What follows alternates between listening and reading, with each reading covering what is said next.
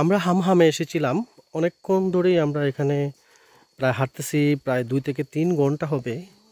Already আমরা কাছাকাছি চলে আসছি, কিন্তু এখন যে রাস্তাটা আমরা দেখতে পাচ্ছি এটা খুবই কর্দমাক্ত এবং খুবই ডেঞ্জারাস। আর চেষ্টা করতেছি আমরা এখান থেকে, এটাই হচ্ছে আমাদের লাস্ট বর্ডার, নামার চেষ্টা করতেছি। দেখা যাক কি হয়, পারি কি না। সবাই আমার সাথে থাকুন।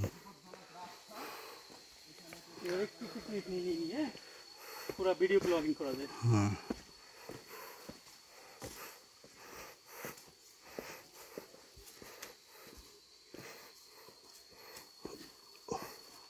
বৃষ্টি যদি চলে আসে তাহলে কিন্তু আমরা উঠতেই পারবো না, কারণ এই যে সবাই কিন্তু খালি পায়ে আসছে আর আমি জুতা পায়ে আসছি।